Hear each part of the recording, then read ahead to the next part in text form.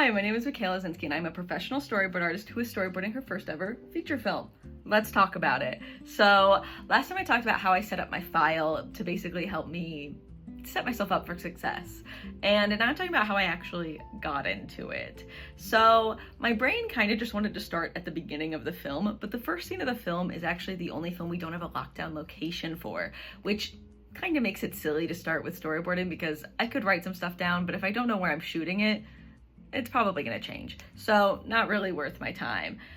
And so instead, I decided to pick a scene that would be easy. And since this is a puppet movie that we're working with, the scenes with the puppets are complicated. The easiest type of scene that you can storyboard is just a nice, simple dialogue scene. So right in the middle of the film, there's this nice scene where two characters are basically getting ready to sleep and they're having this long conversation and they're laying down. So there's not any complicated blocking. They're both laying down, they're hunkering down for the night, so they're not moving around, they're not shifting. So really, it's a 5-page scene that is mostly gonna probably be composed of like 4 different shots, right? So that was a really nice place for me to start because I could get in.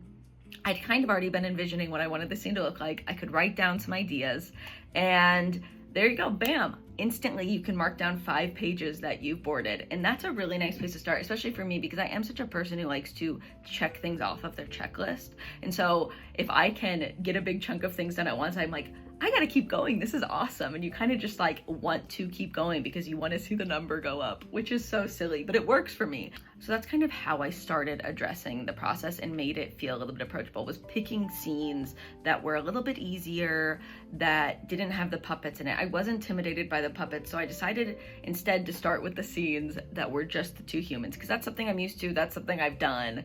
And then as I get a little bit more comfortable with the process and the characters and the visual language of the film, it's a little bit easier to get into the more complicated puppet portions. So